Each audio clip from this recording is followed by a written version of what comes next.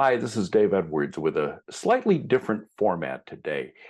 I've given this presentation on time management several times, and people seem to like it, even if it's a reminder of key elements of their productivity systems. So I decided I'd like to share it with you. I hope you enjoy. Our number one goal, the reason why we are here today, is because we want to be more productive. And I think everybody intuitively wants to be more productive. Now, people, of course, define that in different ways. I mean, for some people, being productive is, I can do more. For some people, it is, I can do better work.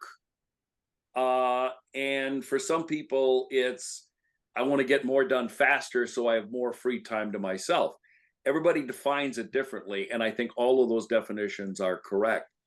I tend to agree with the sort of the last philosophy is I really want to do good work, but I also want to do my work in such a way that my entire life is not consumed by worrying about what I have to do next. And that's why I think those elements come together. I found this really fascinating. There was some research done at the end of last year, and this was an international study of how do people spend an average 8-hour day of working, and how much time do they spend on work versus other non-work items during the work day. Anybody want to make a guess at how many hours a day people consider themselves productive on the job? Just like 4 hours. I'll guess five. Yeah. 4 or 5? Well, the answer is not quite 3 hours. Can you believe Okay. that? Now, why? Well, we have distractions. Um, you know, Surfing the web, talking with coworkers, snacking. Um, I had a guy who I managed once who, he would try to look really busy, but we found out that he was like spending a good part of his day booking outings for his Boy Scout troop. I mean, there are some people who just don't understand that when you're working and you're being paid to work, you have to do the work. But on the other hand, even with the best of intentions, we have so many distractions around us. And of course, now with people working from home, the distractions can be a little bit different, but in some respects, even more. And I'm actually working on a seminar now about managing people who work from home. But the other thing, of course, is it's not just distractions. It's the fact that we have a lot of busy work that kind of gets in the way of us being truly productive.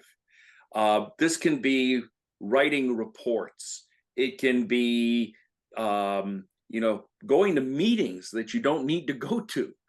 There are a lot of things that qualify under busy work that contribute to us not really working an 8-hour day. And what's interesting, of course, is that we've created a culture where a lot of what people do qualifies as busy work. So I think it's really important for us to, in our journey to be more productive, is to look at ways in which we can eliminate busy work and distractions so we have the greatest amount of focus, or at least time to be focused. And so that gets to what I call the 5 keys to time management, to minimize overwhelm. Because if you have not managed your time correctly, you will feel overwhelmed. Just goes without saying. So let's take a look at these 5 keys. And, we could probably make 10, but I just came up with 5 that kind of really ring true to me, and see if you have others of your own to throw in. But the first thing is, in order to really manage this, we have to decide what must get done today. Now, I always say, what 3 things must be done today? So I have a system where I take my to-do list, all the things, my next action list, whatever you want to call it. And every day I take a 3x5 card and I write down the 3 things that I'm going to get done the next day. And I put it in my shirt pocket. And that provides me with guidance throughout the day. Now, if I look at my calendar tonight, and I don't have a lot of meetings tomorrow, I don't have a lot of interruptions, I might put 5 things on that card. But I'm pretty happy if I get 3 big things done in the course of a day. By the way, the other benefit to that 3x5 card is the other side is blank. So if I'm in the hallway or if I'm having lunch with you and you suggest something and it's a good idea or something I have to remember, I'll write it on the back side of the card, put it back in my pocket, and then at the end of the day, I will add that to my appropriate list. But I think one of the keys to being productive is to hold yourself accountable to the things that you really want to get done, have to get done in the day ahead. Now, there are some days you're not going to get 3 things done or 5 things done. Don't beat yourself up over it.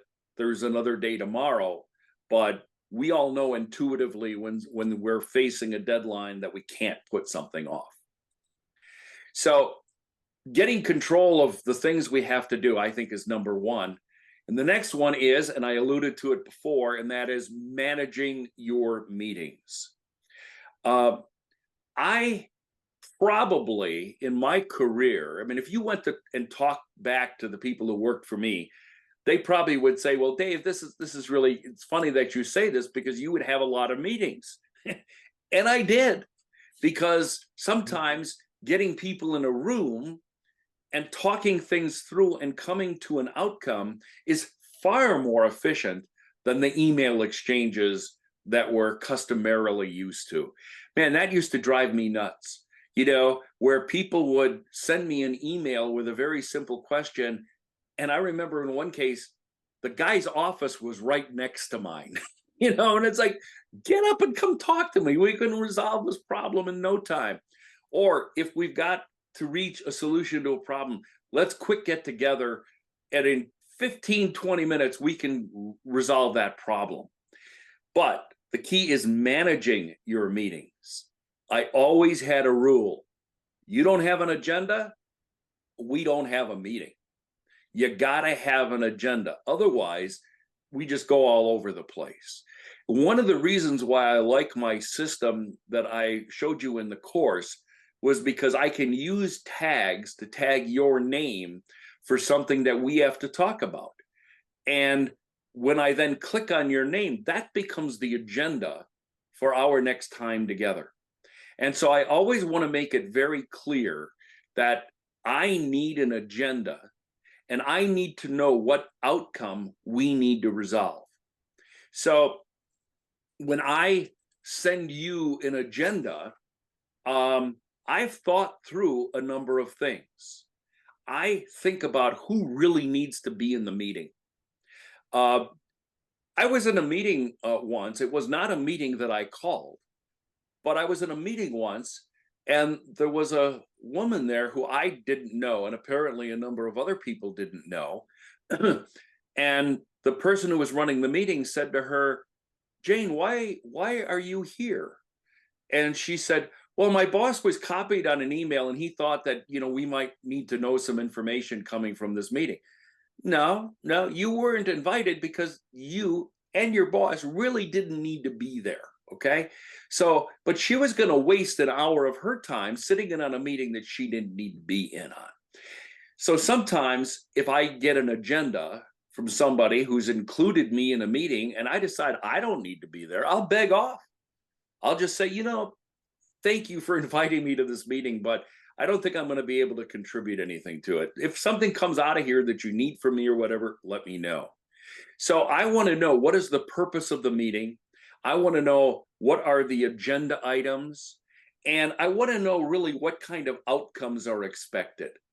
And at the end of every meeting, I want to be able to summarize the meeting by saying, okay, so what did we decide here? What are we going to do?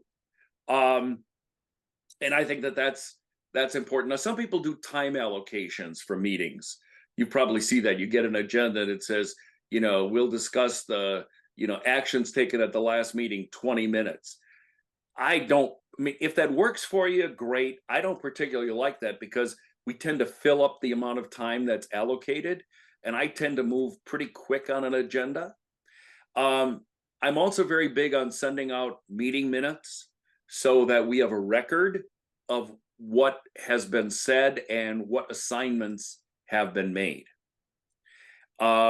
So my meeting summaries include all of the action items, deadlines, what we need to talk about in the future, what resources we need before we can have a next meeting.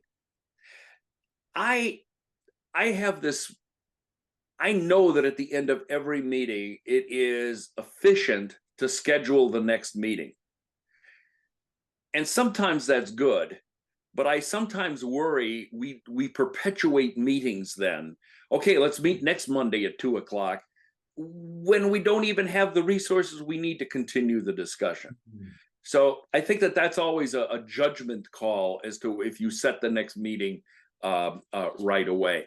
But I think meeting summaries are really as important to me as they are agendas, because then I have a written record of what I'm committed to and what other people are committed to. And of course, if it's an action item for me, you can be sure it'll go on my task list. So for those two items, we'll go to the next big one, managing your calendar. I play around a little bit with time blocking. This is something that if you talk to David Allen, he's against. Although when I brought it up to him once and I said, so what about time blocking, David? Do you think that we can set aside certain times? He goes, well, yeah, that makes sense. So I think what David says and what I have come to realize is that there are certain things you need to block out on your calendar. Not necessarily the kind of blocking that you're seeing on the screen in front of you, where it's like, reminders and things that really aren't action items. They're more, they really belong on your to-do list. But I do think it's important to block out time for your startup routine at the beginning of the day, which for me is doing an initial process on email. And it's reviewing the things that I need to take to meetings and meeting with my administrative assistant. I have a closeout routine at the end of the day, which is really a little bit longer because at the end of the day, I try to process all of my email, get my email down to zero and put things into the proper places where they need to be, whether it's on my action list or whatever. I really try to process that at the end of the day, as well as go through my task list to set up my 3x5 card for the next day. So managing your calendar is important. I mean, I could spend a lot of time talking about prioritizing things on your calendar. I mentioned some of that in my course. I was fortunate for nearly all of my career to work with an administrative assistant who understood my priorities, and she knew that I did my best work in the morning, like let's say from 9:00 until noon. And so any major projects that had to get done, she would just schedule for me then. And other meetings and things could happen later in the day. I mean, I can talk about managing calendars probably all day. And then my next item is to be rigorous with your planning system. We all have good intentions with setting up our planning system. And whatever system you use, whether it's mine or something that you have created on your own, it won't work unless you maintain it and realize it does need some care and feeding. Now, that's very different than having a system that requires a lot of time to maintain it. David always says, you want to have a system that you don't create on a rainy Saturday afternoon. You want to have a system that works on the day that you've got the flu and you really feel lousy, but you got to keep projects moving forward. So you got to dedicate time. And usually for me, that's my Sunday night weekly review to go through my entire planning system and make sure I'm in touch with what I have to do and things are not falling out of the crack, falling down the crack. And then the final one is to just stay focused. Um, Going back to those distractions that people have, we have to train ourselves to be focused. That's not to say that we have to have our nose in the books 8 hours a day. I mean, my routine always was at the beginning of the day, I would walk around our entire radio station, and I would just touch base with people, most of it non-work related. We would discuss baseball or football. Hey, what'd you do this weekend? Whatever. It's just that kind of interpersonal stuff. I'd have people drop by in the afternoon, and they would, hey, I got to tell you a story about something. Totally unwork related. That's fine. That's part of the culture that I think we need to have, and it builds relationships with people. But you have to have the focus enough to be able to say, hey, Bob, I want to hear about your weekend, but I can't do it right now. I'll get back to you later today. And for the most part, people understand if you've got a big project. So you have to keep the focus if you really want to be successful. And I wrap up with this quote. I'm a big fan of the work of Tim Ferriss, and I don't know if you've read his books or not, but he's a great guy. And in one of his books, he said, you have to focus on being productive instead of busy. I am absolutely convinced from talking to a lot of people that they're very, very good at staying busy, and they're less good at staying productive. And it's an ongoing process. But I think that steps that I have learned in my life, I'm 69 years old, and I just only wished I'd learned some of these things when I was 39 years old, but so be it. It's still helping me. And I enjoy working with people one-on-one, where you kind of share some of these concepts and they go, wow, why didn't I think of it? Because most of the stuff is pretty basic, but it requires us to pay attention to each and all of these items. So those are my 5 keys to time management. And as I say, I suspect that for you, you're familiar and you're well versed in most of that stuff. But I think it's sometimes good to be reminded, and I have to remind myself. That's why sometimes, I have a section on my bookshelf of books that I like to periodically read because they remind me of some of these concepts.